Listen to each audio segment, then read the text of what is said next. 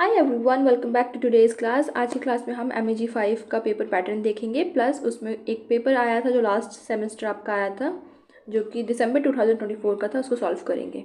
तो आज की क्लास को उसमें करने वाले हैं एंड आई रियली होप कि आप अपनी प्रिपरेशन अच्छे से कर रहे हैं, क्योंकि MEG 5 ऐसा नहीं है कि आप सिर्फ रट्टे बेस पे जा सकते हो। रोट लर्निंग इतना काम नहीं करेगी जितनी आपकी अंडरस्टैंडिंग इसमें काम आती है, क्योंकि थ्योरी और क्रिटिसिज्म का एरिया है जहाँ पे क्वेश्चन जो है वो जनरल क्वेश्चन आते हैं आपके। ऐसा नहीं है कि टू द पॉइंट पूछ लेंगे और आपको एक्सप्लेन करना है। कहीं ना कहीं वो आपकी अंडरस्टैंडिंग देखते हैं, क्योंकि क्वेश्चन को घुमा के पूछा जाता है। तो इसीलिए आई होप कि आपकी अंडरस्टैंडिंग क्लियर है, जो भी चीज़ें हैं आपको आती हैं, टिप्स पे होनी चाहिए कुछ चीज़ें। तो आज की क्लास को शुरू करते हैं।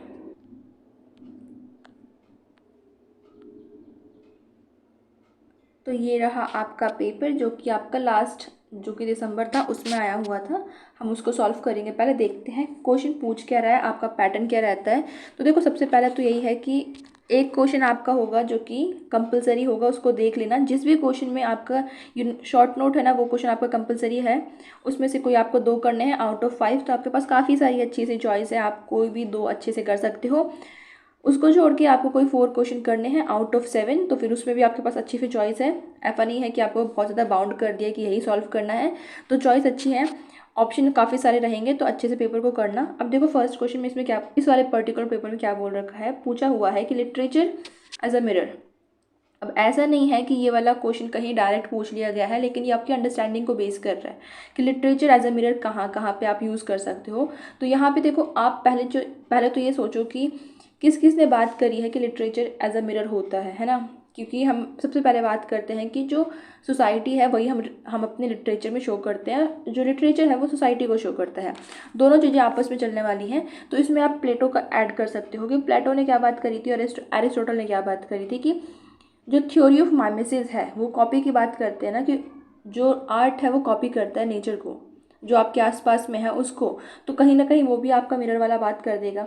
अगर आप इसको कनेक्ट कर रहे हो इस तरीके से कि जो लिटरेचर है वो आपकी सोशल रियलिटी को, कल्चर को, ह्यूमन साइकोलॉजी को, इन सभी को मिरर करता है। क्योंकि आप ये नहीं बोला है कि लिटरेचर सिर्फ सोसाइटी को मिरर कर रहा है, बोला है कि लिटरेचर एज अ मिरर। तो उसमें आप साइको एनालिसिस को भी ऐड कर सकते हो। वो आपके ऊपर है कि आप अपने चेकर का माइंड किस तरफ डाइवर्ट करना चाहते हो।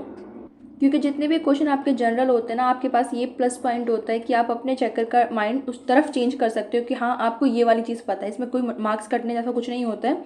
तो आप इसको ऐसे सॉल्व कर सकते हो कि यहाँ पे जो आपका साइको एनालिसिस है, थ्योरी का नाम जरूर लिखना जब भी कोई आंसर लिखते हो, कि उसमें फ्रॉइड ने क्या बात करी कि जो हमारी रिप्रेस्ड और सप्रेस्ड डिज़ायर होती है वो कहीं ना कहीं लिटरेचर में आती है ना। तो आप उसका एग्जाम्पल ले सकते हो। अगर आप बात करो कि लिटरेचर एज अ मिरर, तो आप इसमें वर्ड्सवर्थ और जितने भी आपके रोमांटिक पोएट हैं उनको ऐड कर दो। वहाँ पे आप इसको नेचर से कनेक्ट कर दोगे तो फिर रोमांटिसिज्म में चला जाएगा, कि जो चीज़ें हम लिटरेचर में दिखा रहे हैं वो हमारी रस्टिक लाइफ है, रॉयल रस्टिक लाइफ है, आपकी कॉमन लैंग्वेज है। तो वो वाला आइडिया यहाँ पे ऐड कर सकते हो। तो आपके ऊपर होता है कि आप अपने आंसर को कौन सी थ्योरी के साथ कनेक्ट कर रहे हो। और हो सकता है कि आप अपने आंसर को 2-3 थ्योरी के साथ भी कनेक्ट कर सकते हो, कि ठीक है, मार्क्सिज्म में ये बात हो रखी है, क्योंकि मार्क्सिज्म भी तो यही बात करते हैं कि लिटरेचर सोसाइटी को शो कर रहा है। अब वो कैसे कर रहा है, वो वही आइडियोलॉजी जो भी होती है, जितनी भी आपकी अपर क्लास होती है, अपर क्लास जो रूलिंग क्लास होती है, जो आपका हाई कल्चर होता है, वही चीज़ें डिसाइड करता है। एल्थ्यूजर की बात कर दो, हेजेमनी की बात कर दो, कि किस तरीके से हमारे माइंड में चीज़ें डाली जाती हैं।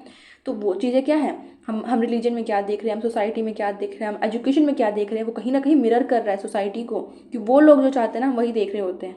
तो वो चीज़ यहाँ पे आ जाएगी। नेक्स्ट क्वेश्चन है आर्ट एंड आइडियल्स। अब देखो, आर्ट एंड आइडियल्स वाला क्वेश्चन भी ना ऐसा है कि कहीं पे आपको टू द पॉइंट नहीं मिलेगा। तो इसमें भी आप क्या क्या यूज़ कर सकते हो।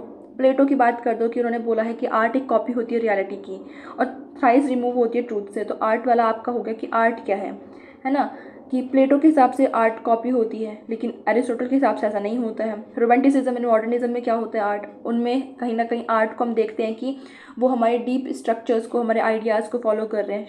हम जैसे कि वेस्टलैंड का एग्जांपल है इसमें आपका, आप वेस्टलैंड का एग्जांपल दे सकते हो, क्योंकि वो भी कहीं ना कहीं आपके आइडियाज़ को शो कर रहा है। आप PV शैली का नाम ले सकते हो, जिन्होंने बोला था कि जो पोइट्स हैं वो अनएक्नॉलेज लेजिस्लेटर होते हैं हमारी सोसाइटी के, हमारे नेचर के।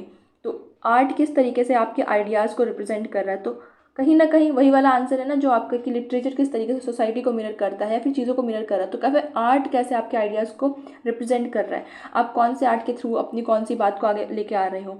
टी.एस. एलियट जो है उसका इसमें ज़रूर एग्जाम्पल ऐड करना कि उन्होंने बोला है कि आर्ट क्या है, एक इम्पर्सनल आर्ट होती है, कि आप कभी भी लिखते हो तो आपको अपने आप को इम्पर्सनल करना पड़ता है। वो जो इनकी आपने पढ़ी हुई है ना थ्योरी आर्ट ऑफ इम्पर्सनैलिटी की, जो वो इसमें ऐड करो कि किस तरीके से एक राइटर होता तो है अपने वर्क में, लेकिन वो अपने आप को डिस्टेंस कर लेता है। और ये आइडिया जो है वो बिल्कुल ही अपोजिट है आपके रोमांटिसिज्म में। रोमांटिसिज्म में क्या बात करते हैं वो कि जो आप हो वही आप लिखोगे, लेकिन नहीं, टी.एस. एलियट क्या बोलते हैं, आपका जितना भी सेल्फ है वो आपके वर्क में मिरर नहीं करना चाहिए। तो वाली बात होगी डीकंस्ट्रक्शन। अब डीकंस्ट्रक्शन देखो मैं बताती हूँ ना आपको कि अगर ऐसा कोई क्वेश्चन आता है तो अपना एक कॉन्सेप्ट क्लियर करके चलो कि फेमिनिज्म क्या बात कर रहा है, डीकंस्ट्रक्शन क्या बात कर रहा है, स्ट्रक्चरलिज्म क्या बात कर रहा है, और उसमें आपके पास कौन कौन से 2 या 3 जो आपके थ्योरिस्ट हैं वो आपके पास है, ताकि जब आप एक एक पर्सन को एक्सप्लेन करोगे आपका एक एक पैराग्राफ बढ़ता चला जाएगा और आंसर टू द पॉइंट रहेगा, स्ट्रक्चर्ड रहेगा, बकवास नहीं रहेगी उसमें। अब डीकंस्ट्रक्शन को स्टार्ट करने से पहले एक आपको बताना पड़ेगा कि डीकंस्ट्रक्शन ठीक है स्टार्ट होता है जब भी 1960s के आसपास स्टार्ट हो रहा है, लेकिन आपको ये बताना पड़ेगा ना कि डीकंस्ट्रक्शन क्यों आया। इससे पहले स्ट्रक्चरलिज्म था ना, तो आपको भी थोड़ा सा एक्सप्लेन करना पड़ेगा। आपको थोड़ा सा ये एक्सप्लेन करना पड़ेगा कि किस तरीके से जो डीकंस्ट्रक्शन की थ्योरी है वो डेरिडा के उससे निकल कर आती है कि जो मीनिंग है कभी भी फिक्स नहीं होती है। जैसे कि डिस्ग्लॉसिया की बात कर सकते हो आप, या फिर डुअलिज्म की बात कर सकते हो यहाँ पे आप, और हेट्रोग्लॉसिया की बात कर सकते हो कि कोई भी जो मीनिंग है वो फिक्स नहीं होता है, मीनिंग पोस्टपोन होते रहते हैं। और ये वाली बात लिख देना कि कोई जैसे कि स्ट्रक्चरलिज्म बात करता था कि हर एक चीज़ जो है उसका एक फिक्स मीनिंग होता है। लैंग्वेज में भी बाइनरी होते हैं, ब्लैक है तो वाइट है, मैन है तो विमेन है। तो डीकंस्ट्रक्शन इन सभी हायरार्की को डिसमेंटल कर देता है। वो कहता है फिर चीज़ें एक्सिस्ट नहीं करती हैं, लिटरेचर जो है, लैंग्वेज जो है वो बाइनरी में नहीं होता है, इसीलिए हमें हर एक चीज़ को डिसमेंटल करना पड़ेगा। तो जब कोई सेंटर नहीं है तो कोई भी चीज़ें अच्छी या बुरी नहीं है, वो हायरार्की यहाँ पे ख़त्म हो जाती है। तो इनका एक टर्म आप यूज़ कर सकते हो, डेरिडा का तो यूज़ कर लेना। उन्होंने बोला था कि there is nothing outside the text, ठीक है। अब ये वाली बात ऐसा नहीं है कि ये न्यू क्रिटिक की बात है, उनकी अलग है इनकी अलग है। इनका मतलब था कि लैंग्वेज में ही हर एक चीज़ छुपी हुई है, ठीक है, लैंग्वेज से बाहर, आपके टेक्स्ट से बाहर कोई भी चीज़ नहीं जा रही है। फिर आता है आपका फेमिनिज्म एंड लिटरेचर। ये वाला भी ईजी है क्योंकि इसमें फेमिनिज्म में आपकी क्या क्या चीज़ें हैं। फेमिनिज्म में आप जेंडर को लेके आओ कि फेमिनिज्म में मेल और फीमेल की बात हो रही है तो जेंडर की बात हो रही है ना, क्योंकि हम वहाँ पे सेक्स की बात नहीं कर रहे हैं कि ये मेल है या फीमेल है, हम मेन एंड वुमेन की बात करें, जेंडर की बात करें। तो किस तरीके से जो जेंडर्ड रीडिंग होती है किसी भी टेक्स्ट की वो उभर के आती है। प्लस आप इसमें 2-3 एग्जाम्पल दो। देखो कोई भी चीज़ है ना, अगर आपके पास एग्जाम्पल है, मैं कहती हूँ आप एग्जाम्पल ज़रूर दो उसमें, तो इसमें आप 2-3 राइटर का एग्जाम्पल दे दो कि फेमिनिज्म एंड लिटरेचर। आप जेन ऑस्टन का नाम दे सकते हो, आप जो हमारी ब्रॉन्टे सिस्टर्स हैं उनका नाम दे दो कि उन्होंने भी ज़्यूडोनेम यूज़ किए थे क्योंकि उनके वर्क्स पढ़े नहीं जा रहे थे। तो अगर हम फेमिनिज्म से उसे कनेक्ट करेंगे तो उनके वर्क्स में क्या क्या चीज़ें दिखाई जा रही हैं उसको लेके चलो। प्लस कि किस तरीके से फीमेल राइटर के पास वो अपॉर्चुनिटी नहीं होती थी काम करने की ना, उनके वर्क्स को उतना इंपॉर्टेंस नहीं मिल रहा था। तो वो आप यहाँ पे ऐड करो कि और कॉन्सेप्ट आपकी कौन कौन से हो सकते हैं, जैसे कि पेट्रार्की है, किस तरीके से वुमेन की वॉइसेस को साइलेंस किया जा रहा है। तो री रीडिंग होगी टेक्स्ट की। जब हम फेमिनिज्म को लेके आएंगे, फेमिनिस्ट लेंस को लेके आएंगे, तो हम एक चीज़ों को फिर से हर एक किताब को, हर एक आपकी जो टेक्स्ट है उसको फिर से हम री रीडिंग करेंगे थ्रू द प्रोस्पेक्टिव फेमिनिज्म कि किस तरीके से आपकी जो साइमन डे बेवर है उन्होंने क्या बात बोल रखी है, आपकी एलिन शॉल्टर है वो क्या बोल रही हैं, आपने वर्जीनिया वुल्फ के बारे में पढ़ा है तो वो क्या बोल रही हैं, तो उसका और आपके टेक्स्ट का किस तरीके से रिलेशन बन रहा है, ठीक है। तो वो चीज़ यहाँ पे आ जाती है। फिर आते हैं रसा थ्योरी एंड जॉन्स थ्योरी। देखो रसा और जॉन्स ना दोनों ही कहीं ना कहीं सेम ही चीज़ है, बस एक आपकी इंडियन एस्थेटिक में आती है, एक आपकी फ्रेंच साइकोएनालिसिस में आ जाती है। देखो इंडियन एस्थेटिक में आपको पता है रसा क्या होता है, जो भी आपकी एस्थेटिक ब्यूटी होती है, नाट्यशास्त्र में इसकी बात कर रखी है। आपके 9 रसाज हैं, इसके बारे में बता दो। और हर एक जो रसा है वो इवोक होता है बिकॉज ऑफ द भावाज, ठीक है, आपके भाव होते हैं इसकी वजह से वो इवोक होता है। और रसा कौन कौन से हैं, हर एक रस जो है वो किसी न किसी एक डिटी से कनेक्टेड होता है। जैसे कि आपका श्रृंगार रस है तो वो ग्रीन कलर से कनेक्टेड है और वो शिवा जो हमारे गॉड हैं उनसे कनेक्टेड है। तो अगर आपको थोड़े बहुत 2-4 आप याद करो, 2-4 रस को 2-4 गॉड से कलर से रिलेट करके याद कर लो तो आपका आंसर अच्छा हो जाएगा। उसमें जॉन्स की बात करें तो हमारे जो रोलैंड बार्थेस है, जूलिया क्रिस्टेवा है, वो आ जाएंगी कि किस तरीके से जो जॉय है उसकी बात हो रखी है। तो उसमें जो जॉय बियॉन्ड द प्लेजर, ये सारी चीज़ें हैं जो लिंक कर रहा है टेक्स्ट की एक्सेस जो चीज़ें हैं उसको और रैप्चर को, जो खुशी होती है। तो रसा भी कहीं ना कहीं वही बात कर रहा है ना कि रस मतलब क्या होता है, आपको जो मज़ा आ रहा है, कोई भी चीज़ आप पढ़ रहे हो उसके बाद जो इमोशन इवोक हो रहे हैं। और सेम चीज़ आपकी रोला बार्थ भी बात कर रहे, तो है कहीं ना कहीं कॉन्सेप्ट सेम ही, बस वो एक हमारे हमारे हमारे इंडियन एस्थेटिक में है, बहुत पहले की बात हो रखी है। एक हमारे 90s में आ रहे रोल ऑफ बार्थ, हमारे 90s में आते हैं, 1930 1960 में आ रहे हैं, तो उनकी बात हो रही है। फिर आती है आपके क्वेश्चन नंबर 2। क्वेश्चन नंबर 2 में क्या बोल रखा है, पूछा हुआ है कि रिपब्लिक किस तरीके से डिपिक्ट करता है एक आइडियल स्टेट को, जो कि रिप्रेजेंट कर रहा है एक इनकम्प्लीट रियलिटी। अब इसको बताना है प्लेटो एंड एरिस्टोटल के रेफरेंस में। दोनों ही राइटर, मतलब दोनों ही हमारे जो क्रिटिक हैं दोनों बीच में आ जाते हैं, थ्योरिस्ट है, दोनों के आइडिया को दिख रहा है। अब देखो प्लेटो ने क्या बात करी थी, रिपब्लिक की। रिपब्लिक मतलब उनका जो आइडियल स्टेट था, जो उनका जहाँ पे उन्होंने हायरार्की बताई थी कि फिलोसफर्स जो है वो रूलर होने चाहिए, ये पर्सन ये होना चाहिए, तो उसमें उन्होंने कहीं पर भी पोइट को इंक्लूड नहीं किया, विमेन को इंक्लूड नहीं किया और प्राइवेट प्रॉपर्टी को इंक्लूड नहीं किया। तो वो इन्होंने जो डिपिक्ट किया था ना आइडियल स्टेट, वो इनकम्प्लीट है, क्योंकि आपने काफ़ी सारी जो बाउंड्रीज है उनको ऐड नहीं किया, आपने विमेन को नहीं ऐड किया, तो ये कंप्लीट कैसे हो गया। एक आइडियल स्टेट में एक विमेन की भी ज़रूरत होती है, एक जगह होती है, उनकी भी एक हायरार्की में स्पेस होगा उनका। पोइट एंड ड्रामेटिस्ट आपने ऐड नहीं कर रखा है, तो रियलिटी तो दिखा रहे हैं, एक आइडियल तो है लेकिन इनकम्प्लीट है, क्योंकि आपने आधी जो आपकी सोसाइटी है उसको एक्सक्लूड कर दिया अपने अपने उस आइडियल स्टेट से। तो प्लेटो एंड एरिस्टोटल किस तरीके से बात करें, अब देखो प्लेटो ने तो इसकी बात कर दी है ना, लेकिन एरिस्टोटल अपने ही टीचर के जस्ट अगेंस्ट में थे। उन्होंने क्या बोला, उन्होंने कहीं ना कहीं इस चीज़ की बात करी कि जिस तरीके पर आइडियल स्टेट बनाए गए हैं ये कहीं ना कहीं सप्रेस कर देगा इंडिविजुअलिटी को, आर्ट को। जब आपने बोला कि हम जो पोइट हैं उनको नहीं रखेंगे क्योंकि वो चीज़ों को क्रिएट कर रहे हैं ना, वो कॉपी कर रहे हैं, लेकिन वही चीज़ तो ये भी है ना कि वो इंडिविजुअलिटी को दिखा रहे हैं। हर एक पर्सन की अपनी सोच हो सकती है, अपना आइडिया हो सकता है, तो उस चीज़ों को तो रिप्रेस किया जा रहा है सोसाइटी में। और जहाँ पर इंडिविजुअलिटी नहीं है, हर एक इंसान सब कुछ सेम ही कर रहा है, जहाँ पे आर्ट की वैल्यू नहीं है, तो वो एक आइडियल स्टेट तो नहीं हो सकता है। तो एरिस्टोटल का आइडिया भी यहाँ पे आ जाता है रेफरेंस में अगर आप ले रहे हो तो इस तरीके से, जैसे एरिस्टोटल ने ये वाली बात भी करी थी कि किस तरीके से जो हमारे पोइट हैं, ड्रामेटिस्ट हैं, ये सब क्या कर रहे हैं, ये रैशनैलिटी को शो करते हैं और जो वर्च्यू है उनको शो करते हैं। सिर्फ कॉपी नहीं कर रहे हैं, सिर्फ माइमेसिस की बात नहीं हो रही है, वो चीज़ों को हमारे सामने लेके आते हैं जो हम नहीं जानते हैं। लेकिन प्लेटो कहते थे कि, लेकिन प्लेटो का आइडिया था कि नहीं, वो सिर्फ कॉपी करते। तो प्लेटो का जो यूटोपिया है वो आइडियल है लेकिन कंप्लीट और लायबल नहीं है, क्योंकि आप नहीं बोल सकते ना कि वो बिल्कुल सच है, आधी चीज़ें तो आप ऐड नहीं कर रहे हो। नेक्स्ट क्वेश्चन आता है क्वेश्चन नंबर 3। यहाँ पे बोल रखा है there is nothing, there neither is nor any can be essential difference between the language of the prose in the metrical composition. ये वाली लाइन आपकी वर्ड्सवर्थ की है। अब वर्ड्सवर्थ ने वाली बात क्यों बोल रखी है, अब देखो वर्ड्सवर्थ सुन के आपको लग रहा होगा क्या, वर्ड्सवर्थ तो ये बोलते थे कि लैंग्वेज दोनों की सेम होनी चाहिए, है ना। उन्होंने ये वाली बात तो बोली थी ना कि जो एक कॉमन पर्सन लैंग्वेज बोलता है और एक जो पोइट है, दोनों की लैंग्वेज में कोई भी डिफरेंस नहीं होना चाहिए। तो ये आपको बताना है वर्ड्सवर्थ की थ्योरी के हिसाब से कि उन्होंने ऐसी क्या बात बोल रखी, क्यों बोल रखी, इसको आपको कमेंट करना है। क्योंकि देखो वर्ड्सवर्थ क्या बोलते थे, लैंग्वेज वो यूज़ होगी जो रियली यूज्ड बाय मैन। तो वो जो रियली यूज्ड बाय मैन है, आपके इंसिडेंट आएंगे from the rustic life, common life, तो वो चीज़ आप यहाँ पे ऐड करोगे। तो आप ये लेके चलो कि आप पहले ये बता दो कि लाइन कहाँ से ली है, तो preface to the lyrical ballad से ले रखी है। इसमें वर्ड्सवर्थ बात क्या कर रहे हैं, अपनी एक थ्योरी दे रहे हैं, आपकी पोइटिक डिक्शन की थ्योरी दे रहे हैं, जहाँ पे वो बोलते हैं कि वो रिजेक्ट करते हैं हर एक पोइटिक डिक्शन को जो कि न्यू क्लासिकल का था। न्यू क्लासिकल में क्या बात होती थी, जैसे कि ड्राइडन है, पोप है, ये सब क्या बात करते थे कि एलिवेटेड होनी चाहिए चीज़ें, बहुत ही एकदम फाइन लैंग्वेज होनी चाहिए, रिफाइन होनी चाहिए, पोइटिक डिक्शन आपका अच्छा होना चाहिए, आपके रिदम, आपके राइम, आपके सिंटेक्स, हर एक चीज़ परफेक्ट होनी चाहिए। लेकिन ये क्या बात करते हैं, ये बोलते हैं कि नहीं, language really used by man, वो वाली लैंग्वेज हम यूज़ करेंगे। वो लैंग्वेज कहाँ से मिलेगी आपको, रस्टिक लाइफ से मिलेगी, जो लोग नेचर के करीब है वहाँ से मिलेगी। तो इसीलिए ये बात बोल रहे हैं कि कोई भी चीज़ें वो नहीं होनी चाहिए, लैंग्वेज में ज़्यादा डिफरेंस नहीं होता है आपकी प्रोज की लैंग्वेज में और मेट्रिकल कंपोजिशन में, वहाँ पे कोई चेंजमेंट नहीं होती है। उसके बाद हम देखते हैं क्वेश्चन नंबर 4। क्वेश्चन नंबर 4 में क्या बोल रखा है कि प्रैक्टिकल क्रिटिसिज्म में आइए रिचर्ड्स क्या करें, डॉक्यूमेंट करें सब स्टॉक रिस्पॉन्सेज को। स्टॉक रिस्पॉन्सेज मतलब जो उन्होंने अपने जो कुछ स्टूडेंट्स को वो पेपर्स बांटे थे, पोइट्री बांटी थी, उसके जो स्टॉक रिस्पॉन्सेज थे। And what do the responses about the readers understanding of the poetry. अब इसमें ये वो बोल रहे हैं कि आइए रिचर्स का आपको कॉन्सेप्ट बताना है मेनली, कि उन्होंने किस तरीके से अपने जो स्टूडेंट्स की मिस रीडिंग्स थी उनको रिकॉर्ड किया।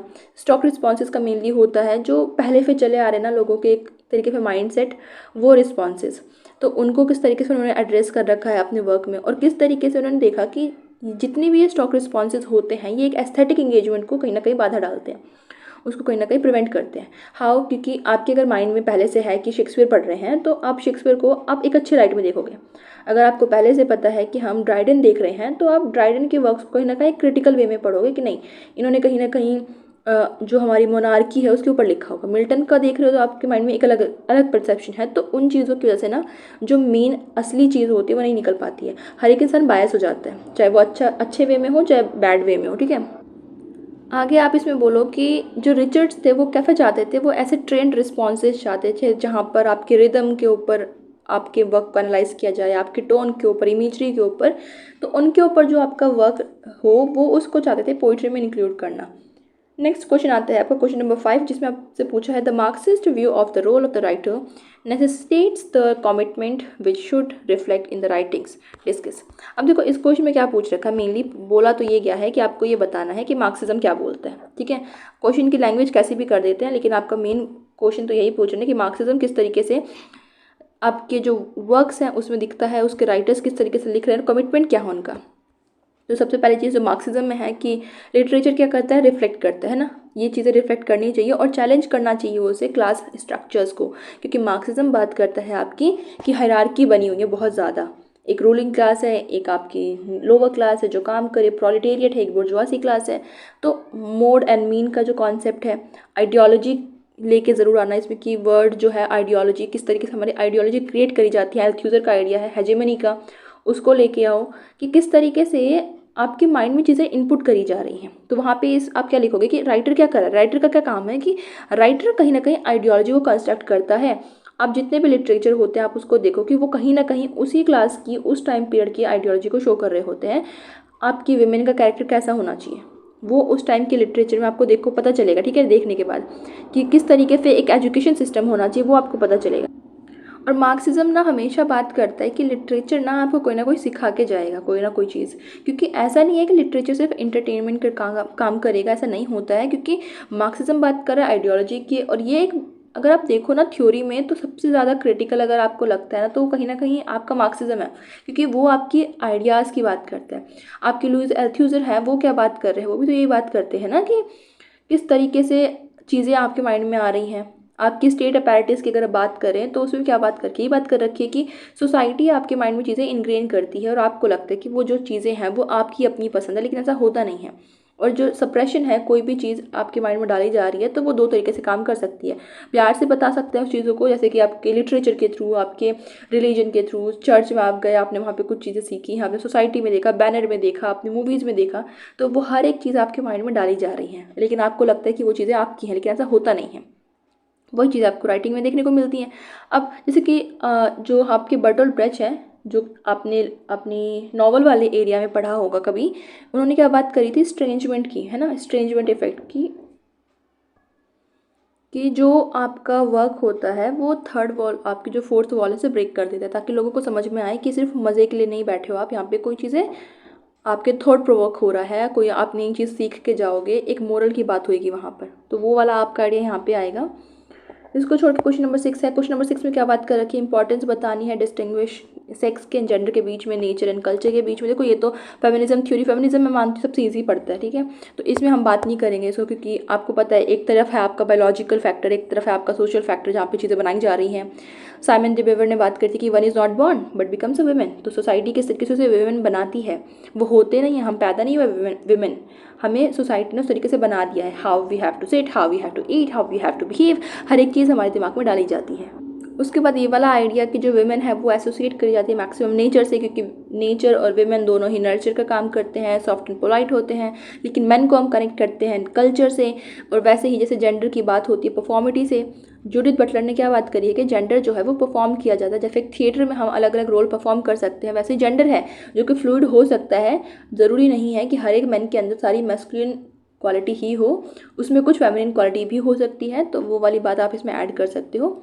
क्वेश्चन नंबर 7 की हम बात करेंगे तो इसमें देखेंगे कि what do you understand by the gynocriticism. देखो गायनोक्रिटिसिज्म किसने दिया, कॉइन किया, पहले तो आप ये बताओगे कि इलिन शॉल्टर ने बात कर रखी है।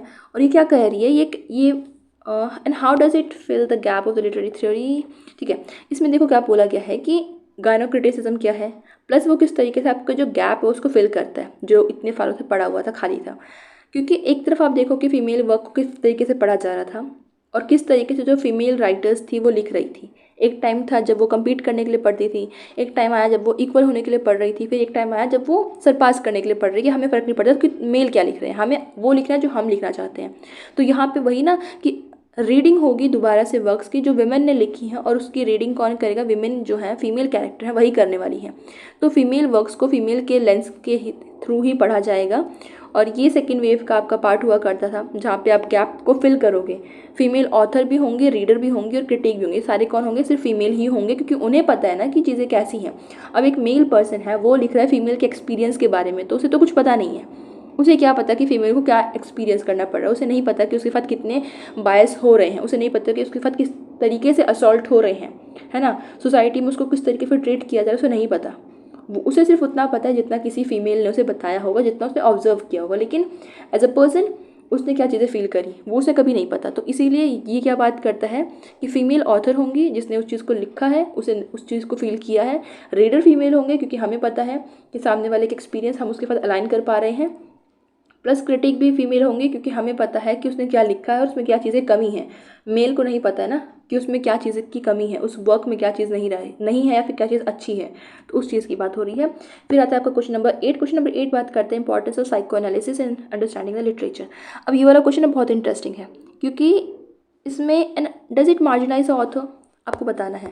देखो, साइको एनालिसिस बात करता है आपके सबकॉन्शियस की, अनकॉन्शियस की, इनकी बात करता है। तो फ्रॉइड को लेके आओ कि सबसे पहले कि लिटरेचर किस तरीके से एक्सप्रेशन है अनकॉन्शियस माइंड का, डिज़ायर का, जो कि अपने रिप्रेस कर रखे, सप्रेस कर रखे इडिपस कॉम्प्लेक्स को लेके आओ। किस तरीके से लकान बात करते हैं कि जो अनकॉन्शियस है वो स्ट्रक्चर है लैंग्वेज की तरह, है ना। उन्होंने बात करी ना कि लैंग्वेज जैसे स्ट्रक्चर होती है उसी तरीके से हमारा अनकॉन्शियस माइंड भी स्ट्रक्चर्ड है। और लिटरेचर क्या दिखाता है, लिटरेचर दिखाता है हमारे सप्रेस डिज़ायर्स को जो हमने दबा रखी थी, लेकिन लिटरेचर में हम उसको लेके आते हैं। और सबसे बेस्ट एग्जांपल मैं आपको इसमें दूंगी कि हैमलेट का एग्जांपल ज़रूर ऐड करना है। अगर ऐसा कोई क्वेश्चन आता है उसमें ज़रूर ऐड करो कि हैमलेट रिवेंज नहीं ले पाता है, क्योंकि कहीं ना कहीं उसके अंदर वो जो एडिपस कॉम्प्लेक्स की बात है ना, वो है। वो जो आइडिया होता है ना कि एक बॉय चाइल्ड है, उसको अपनी मदर कहीं ना कहीं पसंद होती है। एकदम स्टार्टिंग की अगर हम बात करें जब वो उसका बर्थ ही हुआ होता है, और जो इलेक्ट्रा कॉम्प्लेक्स की भी बात होती है, तो इसमें आप है ना एडिपस को लेके चलो और इसमें लेके चलो हैमलेट को, तो आंसर आपको बहुत अच्छा हो जाएगा। तो वो चीज़ आप यहाँ पे ऐड करोगे। तो मैं मिलूँगी आपकी नई क्लास में, और आई रियली होप कि आपको ये वाला पेपर समझ में आया होगा।